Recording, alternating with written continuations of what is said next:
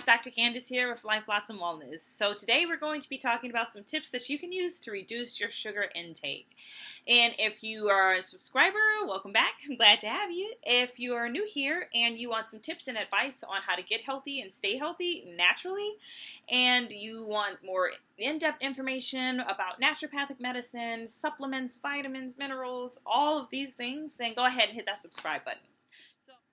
So why do you want to reduce your sugar intake? Well, there's a lot of different reasons why people want to reduce their sugar intake. Everyone knows that sugar is not quite the best when choosing a healthy diet.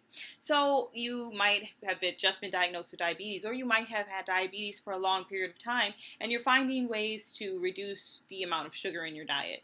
Or maybe you are in pain and you are suffering and you're in a lot of pain, and sugar can lead to the inflammatory response in your body, especially processed sugars like white sugar and table sugar, and then the sugars that you find in processed foods like white breads or crackers, things like that. So you want to reduce sugar to reduce inflammation in your body. Or maybe you have really bad acne and you just can't get rid of it. Oh, so how does sugar relate to acne, you ask? Well, the way sugar relates to acne is that the more sugar your body intakes, the more insulin your body produces. The more insulin your body produces, the more androgens your body produces. And androgens are the male sex hormones, which causes your skin to secrete more sebum, or that oily stuff on your skin that just, More sebum on your skin leads to more clogged pores and more acne. So reducing your sugar intake can help improve the quality of your skin. All of those reasons and many, many more why people want to stop eating sugar or reduce sugar. How do you do it? So you know it might not be the best thing for you, but you crave it. I mean, come on.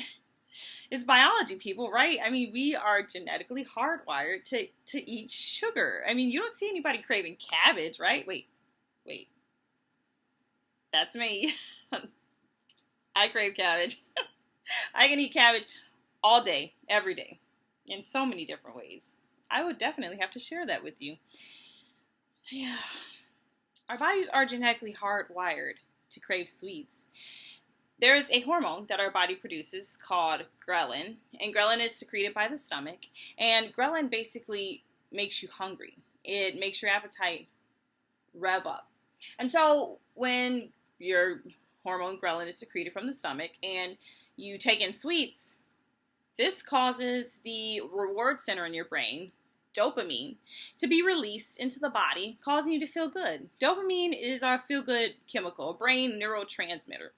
So this is kind of why we're craving sweets, because we get hungry, our body tells us we're hungry, we eat that sweet, and then neurotransmitter dopamine is secreted and we feel, or released, neurotransmitter dopamine is released, and then all of a sudden we feel great. How do we not necessarily bypass, but how do we condition our bodies not to want that reward, that pleasure feeling?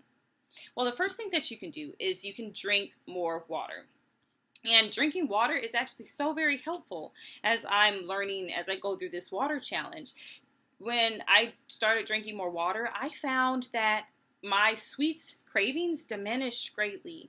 And it was not only because I couldn't put any more into my stomach because it was so full of water, and I literally couldn't eat anymore because I was so filled with water, but it was also because when I was drinking so much water, my brain was registering that as a taste. And then as I tried to go and eat something sweet, I found that it was just too sweet. And this is coming from someone who really never cares about things that are too sweet. I didn't know that could be a thing.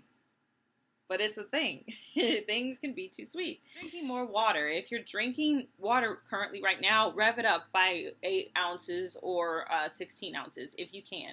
And see how that works. Also, reduce your sugar intake. Reduce your sugar intake.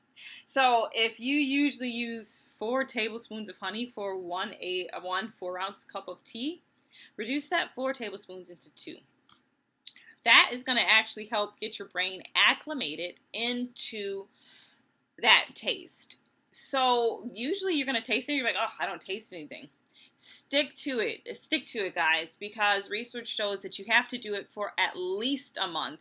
In fact, even after a month, your brain's not going to acclimate. But if you go into that second month with lowering your sugar intake, your brain will acclimate, and then you will actually try to go back to the previous sugar intake, like say the 4 tablespoons of honey we were talking about before, and you will put that 4 tablespoons of honey into that 4-ounce cup of tea, and you would drink it, and you're like, oh my goodness, it's like drinking syrup.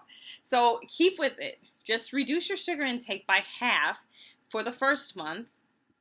Take it into about 6 weeks, and then try and see how you responded to your initial sugar intake. And then take it down by half again, and take that out to 12 weeks. By the time you get to about 16, 20 weeks, your sugar intake is going to be drastically reduced, and you're not going to have a taste for it. Another thing that you can do is to use lower energy sweeteners. Now, I'm not for the aspartames, I'm not for the saccharins, anything like that. You could definitely use stevia. I'm all for stevia.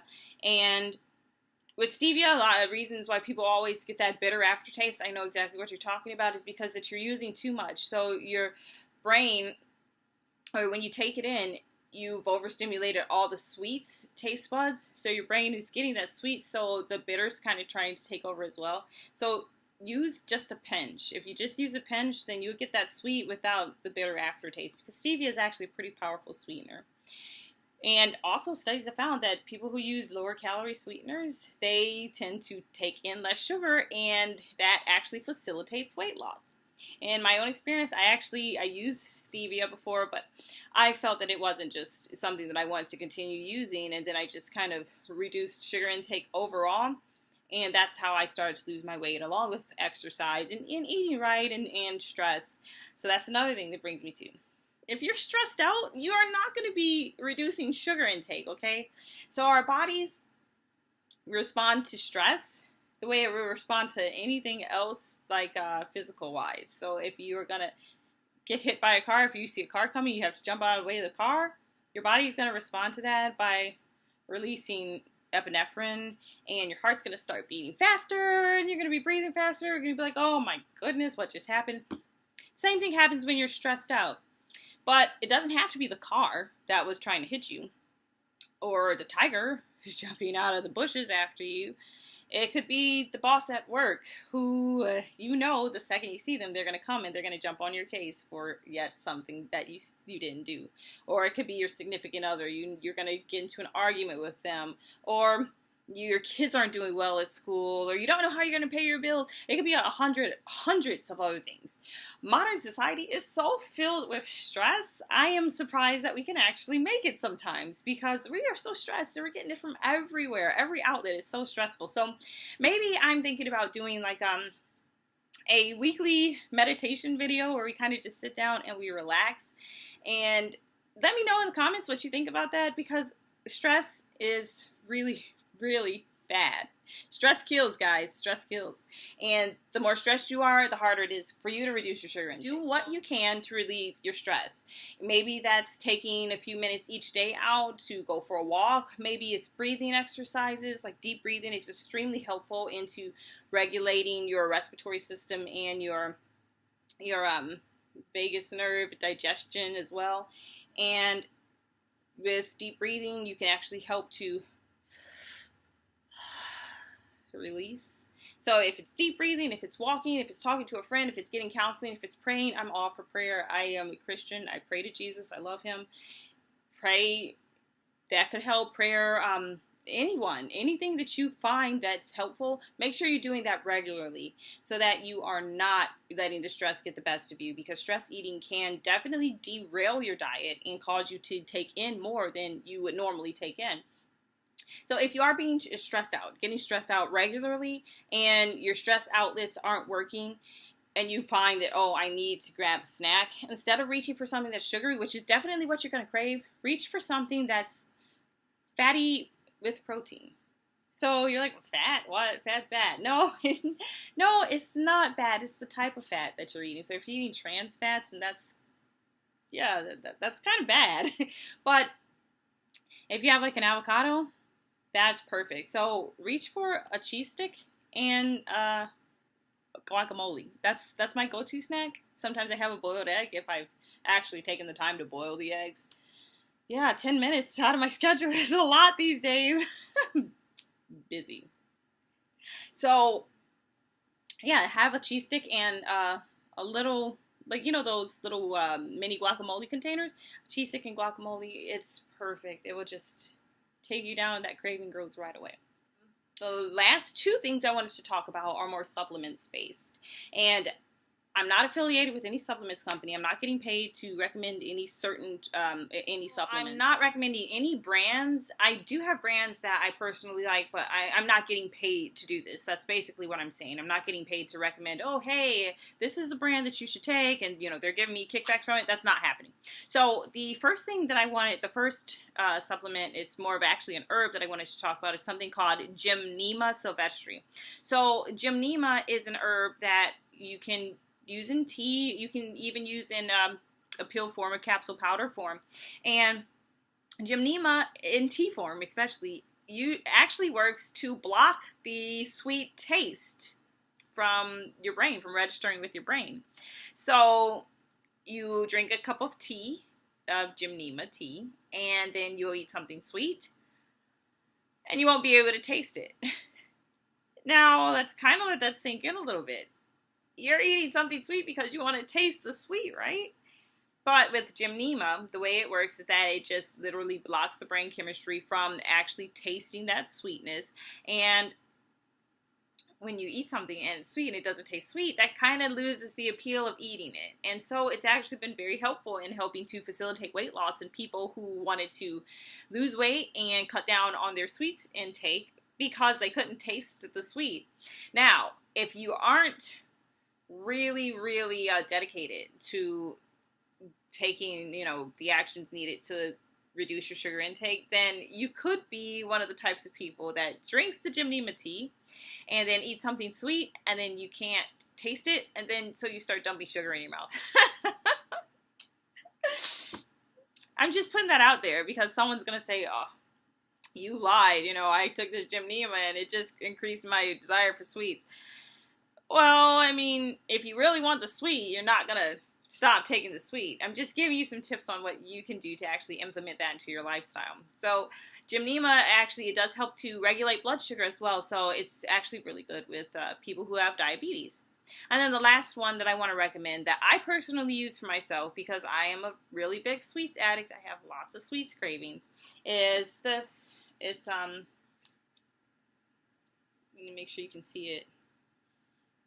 It's inositol powder, and inositol powder, or inositol itself, it's a natural sugar compound that's found in cell phospholipids in plants, and mostly it's found in fruits, beans, grains, and nuts.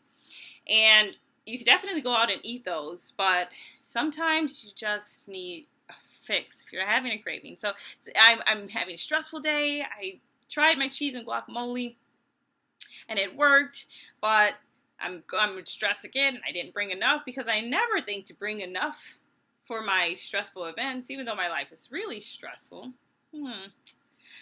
So I don't bring enough, and I'm suddenly really stressed out. What do? I reach for this. This it's been a lifesaver for me, really. And I'll let you see inside. It's just a powder. Just a white powder. And the texture is very fine. And it even tastes sweet. It even has sweetness to it, which is probably my brain's way of saying, oh, okay, you've quelled the craving. So inositol actually helps to reduce sweets cravings as well. And I'm not exactly sure how that works biochemically because it's not really put forward as one of the virtues, so to speak, of the compound. It's usually used in PCOS, where it helps with insulin resistance and helps to decrease serum androgen levels. And from my own personal experience, I know that I do have higher serum androgen levels. Back knee. I have back knee. That's one of the reasons why I actually use inositol, and I found that it actually helped to reduce my sweet cravings. So it has this pleasant sweet taste, and it helps to reduce my sweet cravings, and it helps with my back knee. That just sounds horrible that I have it, but hey, we're keeping it real, guys, right? Right? That's a few things that you can actually do that's going to help reduce your sugar intake and help you get on the road to weight loss and to getting healthy and happy. So I'm Dr. Candace with Life Blossom Wellness. Don't forget, let your health potential bloom with Life Blossom Wellness. I'll see you next time, guys.